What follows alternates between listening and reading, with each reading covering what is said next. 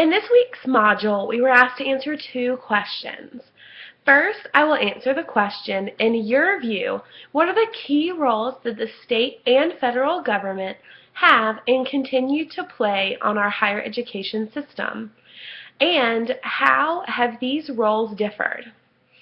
The role of federal government in higher education began as a state-focused initiative because it is not specifically mentioned in the Constitution and therefore was left up to the states to regulate. Because of this, the federal government has not directly controlled the higher education institutions of this nation. Rather, they have forced certain developments or regulations onto the institutions by funding. The reality is that as funding has been offered to states through grants, majority, if not all, the states and institutions have taken the funding from the federal government. On a different level of regulations is the state government. The role that the state plays is a more hands-on role than that of the federal government. The state governments of the United States of America are considered the overseers and providers of higher education. The state offers direct funding for public institutions through taxpayer dollars.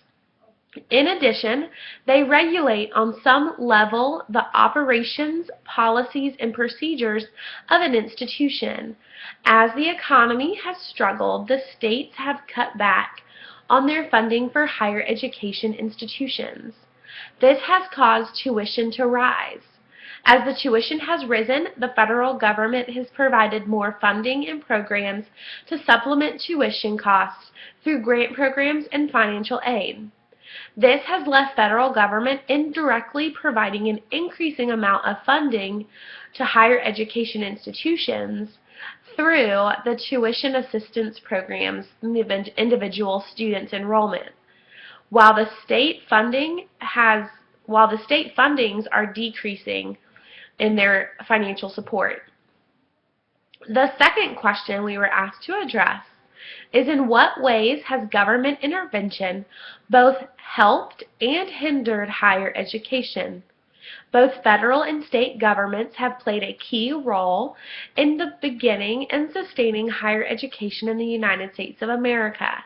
This has been beneficial for higher education by supplying support to the institutions through programs like the Land Grant Act, GI Bill, Pell Grant, and other government initiatives.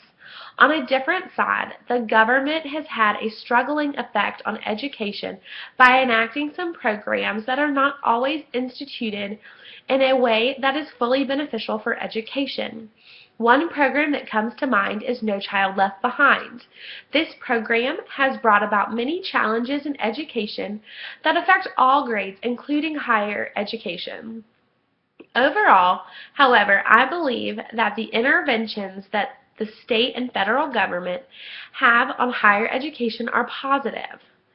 They are played a key role in sustaining higher education and advancing the U.S. economy as a whole.